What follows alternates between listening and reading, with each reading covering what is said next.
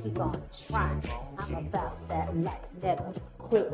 I'm about that life, keep on striving. I'm about that life, keep on pressing. I'm about that life, keep on shining. I'm about that life, keep on dreaming.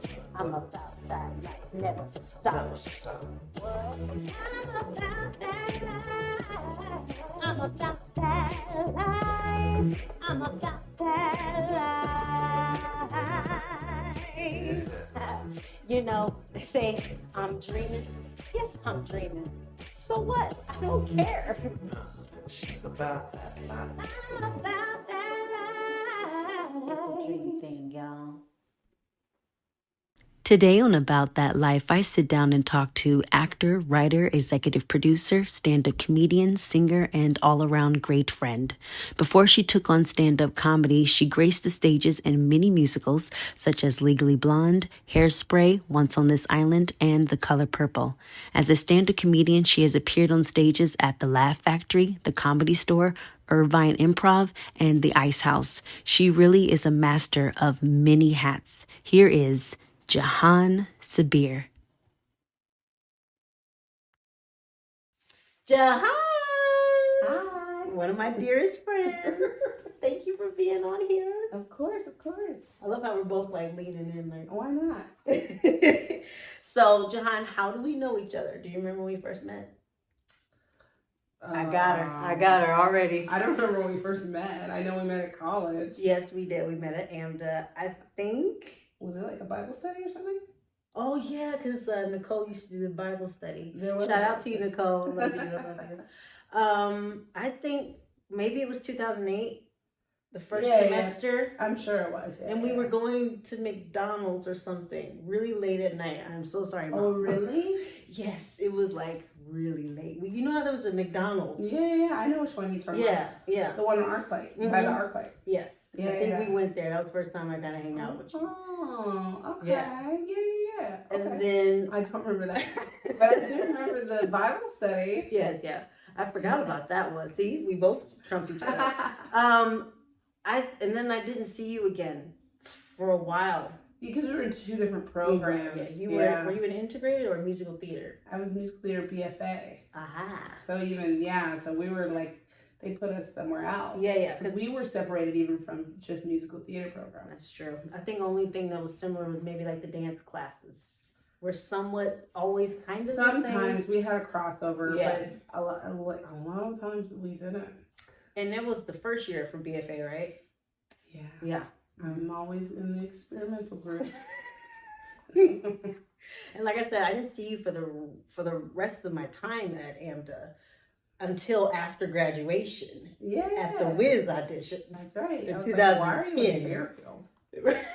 I didn't know you lived out. I didn't know you were from the Bay Area. That's what, yeah, she's a Bay Area girl, so that's why you was randomly up there. But yeah, I was like, you look familiar. I was like, we went to school together. Yeah. And I was like, oh, that's right. I haven't seen you in 2 years. Mm-hmm. You didn't finish AMDA though. I didn't finish. Yeah, but did you enjoy your process there and your experience? Yeah, I liked AMDA. It's just too expensive. Like, I would have finished, but it was like, this is expensive. It was. And at the time, because I was so hungry for just any education or training, I was sticking it through because I was like, either I go to Lee Strasberg or whatever, or was it Stella Adler? Mm-hmm. Or there was another school that everyone always gets AMDA mixed up with. Ada. Yes, Ada. So I was like, I'll just stick it through because some of the teachers actually passed on some valuable, like... Oh, yeah. I would say the best part of AMDA was the teachers. Yeah. Administration, trash. But the teachers were great. And we went on the 5th year of this institution. Yeah, they were brand new. They didn't know what they were doing. We're not talking about the New York campus. They were hiring people off Craigslist, girl. Really? Oh, yes, they were. Okay, I didn't know that. Well, all right then. I'm not saying you can't find gems, but it's like, come on. Yeah, shout out to you, AMDA. Yeah, absolve my debt and I'll shout out to you. I'll shout you out. I went down there a couple of days ago and I couldn't get in. Oh, really? Why? Yeah, I think you have to make an appointment. You can't just show up. You know how you used to be able to show up? I guess so. I don't know. It's been too many years. I I never know, I really stopped went there after going. graduation. Because I make friends with everybody. You know? Yeah. So even though I didn't graduate, I used to still be able to get in because I'm just so friendly. And I could slink my way in there and work on a song or whatever. Yeah. But now I gave up on that because I'm not even doing theater like that anymore. So I'm like, I don't need to But the weirdest stress thing is, myself out. the weirdest thing is that the security guard, he was almost about to let me go all the way in before he actually stopped me. I was pulling out my ID because I was like, he's gonna ask me. He wasn't even about to really stop me, so I could have just drove in there and just acted like I was a professor or something because he wasn't. I think that's what you have to do there. Because I just walked in like I belong there. Mm-hmm. That's how I get in most places. I drew too much attention to myself. Next time. Yeah. So why did you become an entertainer? Because I'm the youngest child. And that makes sense. I wanted attention. Yeah. No. I don't know. That's a good question. I do. I mean, obviously, I like entertaining people, and obviously, I like the attention. Anyone who performs who says they don't like the attention, they learn. But I don't know. It was a creative outlet. I was a very creative child. I used to make up songs all the time when I was a kid, and it just seemed right. Yeah. And and I loved Disney, and they all sing and dance and stuff in those. So I was like, oh yeah, I should do that. Oh, we have another thing in common. I used to make up my own songs too. I love it. I still do that. Being a mom, it just happens naturally. You just gotta make up a song last night when I was putting a kid to bed. Sing something. Stand up. It's a private thing. What does comedy mean to you? What does comedy mean to me? Yeah, what does it mean? Fun. It's fun. It's so comedy. What comedy means to me, me personally, is an unexpected calling. My whole life, I'm like, I was either going to be a surgeon or an actor, right? And then I kind of put that surgeon stuff to bed, around probably junior year. I was like, yeah, I'll play an actor. I'll play a doctor. But I never even thought about doing stand-up. And it just kind of happened, and it was the most enjoyable thing. No offense to theater. Yeah. But it felt like, oh, these are my people. I remember when you first said that you were going to start doing stand-up. I was like, what? Wait, who? What? I know you could do anything, but you wanted to do stand-up. It threw me off because you had never talked about that. No, I never. And I mean, we'd only been friends for maybe 4 or 5 years at that point, so it did throw me off because I was like, I'm still learning about you, and the fact that you just said you want to do stand-up. I was some like, people wow. are like, yeah. I knew I wanted to be a stand-up comedian when I was 14 years old or whatever. And I'm like, oh no, I never thought I was going to do this. Right. And it kind of reminds me of the Robin Williams trajectory because he started off in, I think, Juilliard and doing serious acting training and then went to stand-up. So, oh yeah, he did comedy. Yeah. And first of all, the fact that you want to be a surgeon. I wanted to be a surgeon, yeah. I used to want to do that. I'm learning new things right now. How was it your first time doing stand-up? How did it go? Well, it went okay. Yeah. It went as good as it could go for someone who doesn't know what they're doing. And it wasn't roaring applause. Some people are like, yeah, I killed the first time I went on stage. I'm like, I don't know how much I believe that. But no, I did not kill. But I didn't bomb. Yeah. So it was like, okay. I got a couple chuckles. Right. And it wasn't just complete silence. There was sometimes. Yeah. And I had nothing. I'm just talking about working at a coffee shop. And it was very a familiar feeling. Because it was on stage. And it was spotlight, microphone. I was like, oh, okay. This feels familiar. Did you like prepare it like almost like a monologue a little No, I bit? didn't prepare at all. You did. I thought you was joking when you. I thought at least you had something. You just went up there and just. No, I had no intention of going on stage. Oh wow! But I went to an open mic to support this girl who was like a mutual. We met through a mutual friend, and she ran an open mic, and I just had that night free, and I was like, oh, I'll just go support her a night out, you know. And I was trying to make friends, which we don't talk about how hard it is to make friends as an adult. That's a whole other thing. And so I was like, oh, I'll just go hang out, you know, support her. And I just felt bad, sit every bad, sit. And I was just like, oof, I can do this. That's what happens. That's what happens. A lot of people start from seeing bad comedy. Yeah. So I was like, I'll go up there. You know, it's like 3 minutes. And it was hard. But I was like, but you know what? Ooh, this feels kind of familiar. Right. And then I'm like, well, I think if I actually work at this, I could be good. That's terrifying to me. I would rather try to sing a whole full 32 bar song for 3 minutes or whatever it is that, you know, is the measures for a full song than stand up there for 3 minutes and do stand up. Well, yeah, that's how I felt before too, until I saw that bad stand up. You were having like that moment where, what's that joke where an actor's trying to screw in a light bulb and then there's actors off to the side judging how the actor is screwing in the light bulb? Oh, yeah, there's always people judging in the back of open mics. Well, I mean, yeah, like that's the most fun. that's what a lot of artists do, right? In general, in any art form, we're all just like, I could do it better. I can do that better. So, who are some of your favorite stand-up comedians? Like, who are your inspirations? Bernie Mac, Joan Rivers, and probably Dave Chappelle. Now, is my style like any of these people? No. But I really enjoy them, and I enjoy what they brought to the craft. Yeah. Yeah, that's it. If somebody wanted to get started in stand-up, like, what would you advise them to do to just like get the beginning process started? Go to open mic. And just see if you get up the gall to get up there on stage. I guess, but I mean, if you're already thinking about it, just do it. Just if you're gonna go to an open mic, just get up. It's 3 minutes in front of people you don't know. Whatever, just do it. Just do it. Yeah. What's a recent stand-up special you saw that really blew you away?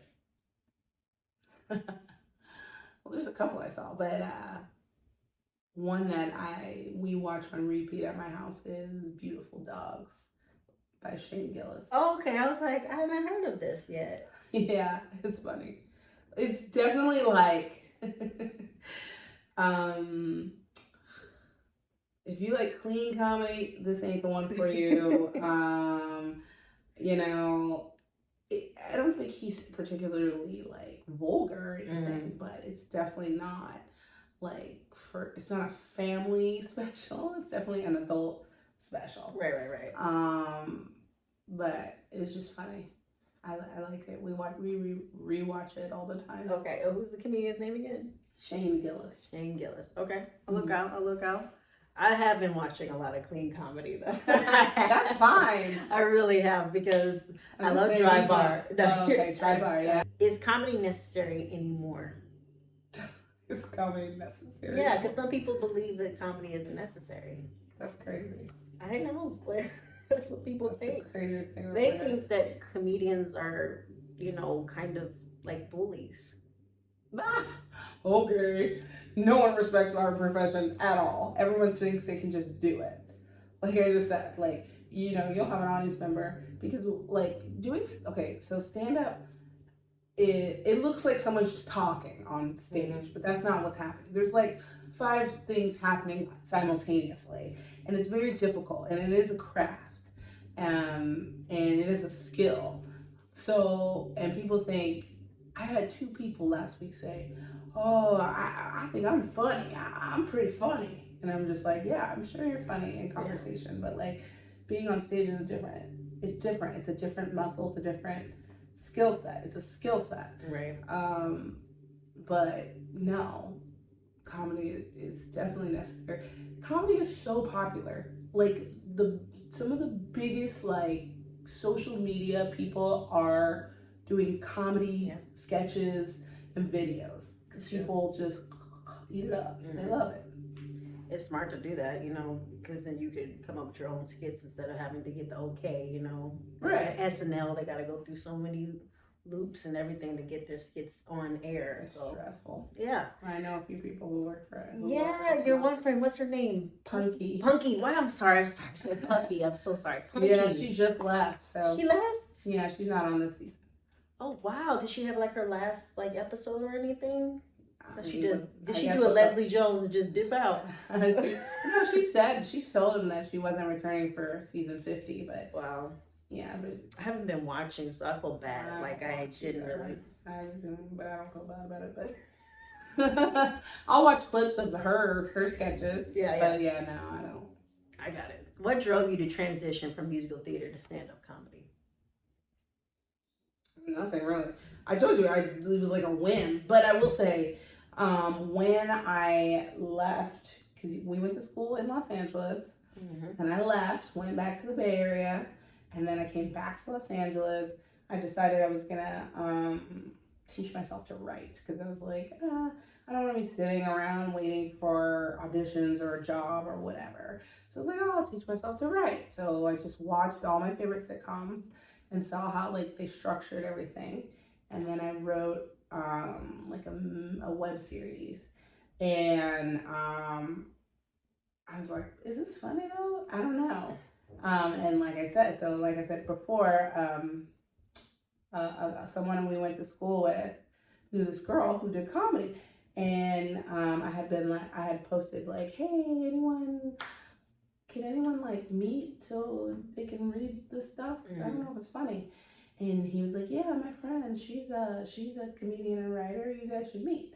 So we met, and she read my stuff, and she's like, yeah, it's funny. And then she told me about the mic and everything. She's like, well, if you ever want to come, you just want to read it out loud, you can do that. And I was like, ooh, no. But yes, okay, thank you. I know, right? Isn't that the worst? You're like, I do want to share my work, but you're like, I don't want to get critiqued and stuff. You're like, I don't know if I'm ready to share. I don't know. It's just like, it's cringe to me. And so, yeah, and then I went that one night because I was like, oh yeah, doesn't she run that mic? I didn't bring any materials with me. I just went to go hang out. And then I started. I just think it's amazing though that you did that. Do you think being an actor prior to doing stand-up gave you this sort of fearlessness to get up on stage just like that on a whim? I don't know if it gave me the fearlessness. I guess it gave me more curiosity to see. And then once I was there, I was like, oh, this is familiar. So yeah. What is something you love about musical theater? I do want to talk about your time. Oh, I love musical theater. I love it. I like the Rodgers and Hammerstein that, the quote like, when a character is overcome by so much emotion, they can't express it with words, so they have to sing. I like that. Yeah. That's a good quote, definitely, for this experience, for those who don't really understand what musical theater is. Yeah, they're like, why are they singing? Right. And I'm like, okay. Oh, people singing is so outrageous, but you like watch anime where people can fly 50 feet in the air. Like, it's like, what are we talking about? This is entertainment. It's just entertainment. It doesn't have to be true. I mean, there's obviously there's some truth in there. The story you can recognize, but it's like, come on, suspend your disbelief. You suspend your disbelief for superheroes. I always feel like everyone has to just find that one musical that changes it for them. Right. It could be Lion King, it could be Wicked, it could be Hamilton. It's a show that just needs to click for them, and then maybe they'll be more inclined to open up to the actual genre. Right. Yeah, people are so weird. Yeah. So many dudes are like, I hate musical theater. I used to date this one guy, sidebar, and he was like, I hate musical theater. And then he told me his favorite band is this band called Guar. And right. And sorry. Okay, it's a band and they dress up in costumes and they have a storyline. They're like galactic slave something and they go across the galaxy rocking out. I'm like, that's musical theater. Yeah. He's showing me pictures and they have the whole production at their concerts where they come out with props and they spray fake blood all over the audience and all this stuff. And I'm like, dude, this is theater. Oh, it is. And then I looked these guys up and they were all theater majors. Mm-hmm. Yep, always. I'm like, you don't hate music theater. Mm-hmm. What musical inspired you to pursue the career?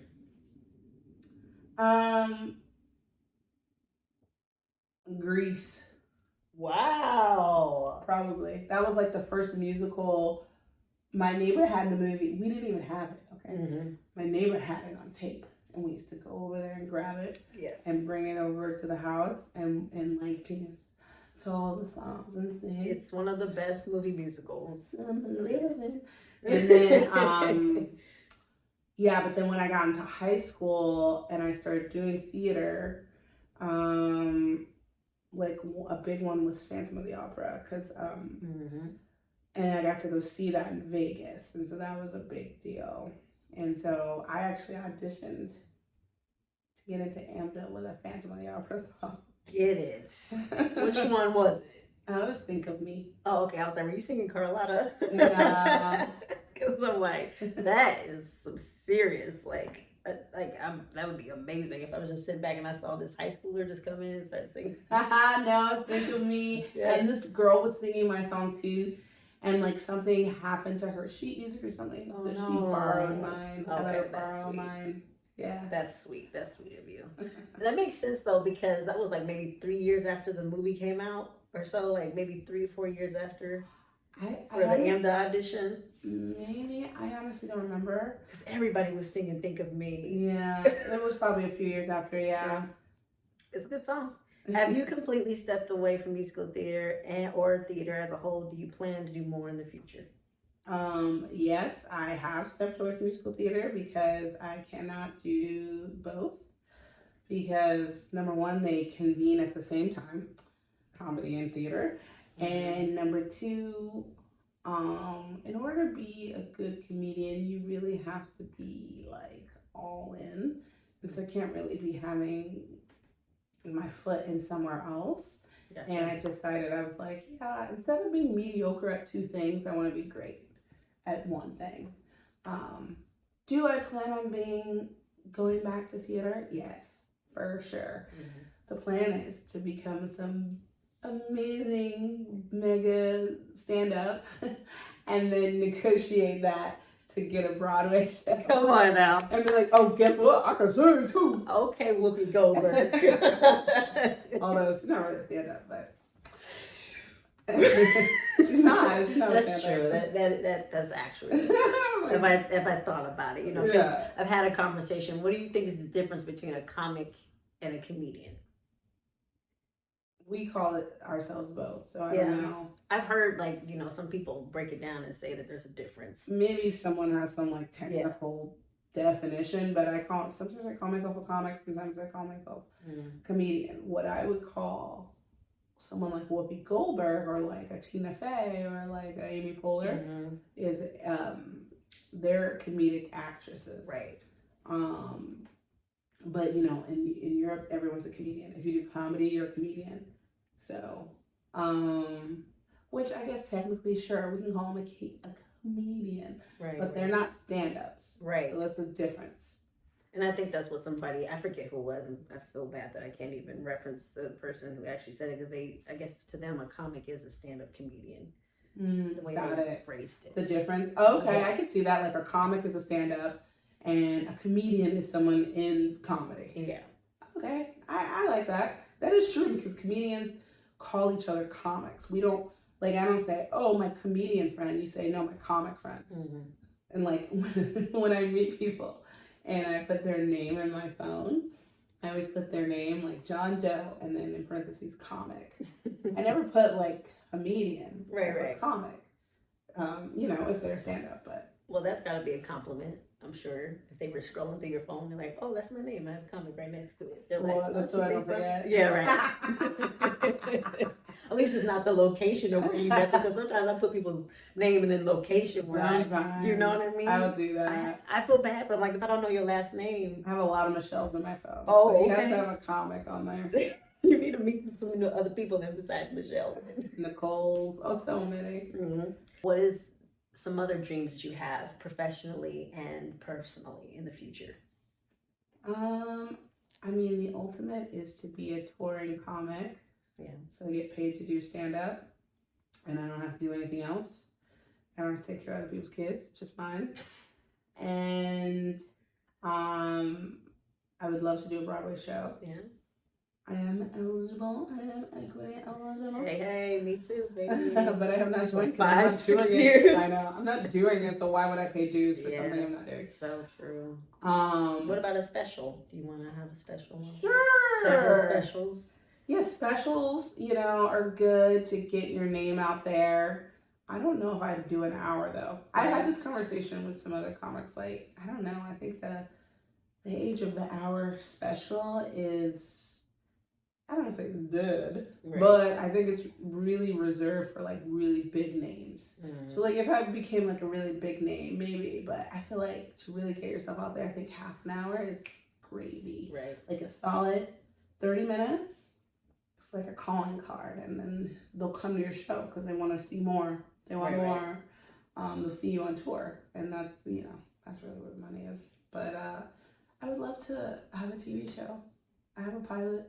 I have a couple pilots. Oh, come on now, she ready, yo. So just give the green light. Just give the green light. Come on. But yeah, I have a lot of big aspirations career-wise. I have a lot of big aspirations family-wise too, and sometimes they might not always align, but it's fine. That's the life of the performer. Something's got to give. Well, I always said, like, I had an older comic female comedian tell me, like, hey, like, if you wanna be married and you wanna have children, do it. Just do it. She's like, comedy is always gonna be there. That business always gonna be there. But your time to do that is not. So if that's what you want, do it. And the rest of that stuff, you can always do. She's directing all that at me right now. No, I'm not. I'm just saying. That's true. You already told me off camera. She's already giving me that. I was like, yeah, you're right. I was like, you're right. All these young women who like wasting their like precious egg years. I'm like, you can be successful when you're older. I mean, who was it? Judge Judy said that. Yeah, and then instead of stressing yourself out, like trying to obtain this, you don't even know what you want. Like in your 20s, you're like, you have all these ideas of what you think you want. And I'm just talking about women specifically. And these things that you think you don't want. And then that stuff, sometimes it changes later. And you better hope and pray it doesn't change too late. Because biology is real. I'm just saying. Mic drop. I'm just saying. I had to say that because you're a stand-up comedian. All right, last question. Okay. You ready? Because it's a doozy. Oh, no. Oh. It's a doozy. It's a doozy. I always say that. It's really not that bad. Do you like yourself? Oh, this is so sweet. See, that wasn't bad. Do I like myself? Yes, I think I do. Yeah. So, what's interesting is on stage, a lot of comedians will do like self-deprecation, right? They'll talk negatively about themselves in a joking way. And I don't really do that. No, you don't. And it's because there's a couple reasons why. One, I don't find it very interesting. But two, it's like, I don't need to say bad things about myself. There's plenty of people to do that for me. That's not my job. You know what I mean? There's plenty of people who will say bad things about you. Especially now with the internet. You know what I mean? And like, that I've had this philosophy for a long time. Like, I made this decision when I was pretty young, like, not to speak so poorly about myself, or at least try not to, because one, not helpful, two, not my job, and also it'll keep you so grounded. So like when I become, a popular comedian and all that stuff, people will say terrible negative things about me. Yeah. But they're not gonna shake my core because I already know who I am. You know what I mean? Mm-hmm. And I'm like, oh, look at them doing their job. Look at you being a hater. Just doing what you do. Everyone has haters. Yes. You can find them easily. Oh yeah, especially if you're doing something right. Well, on that note, I want to thank Jihan for sitting down and talking with me. I want to thank you all for watching, and I will see you next time on About That Life. Bye. Bye.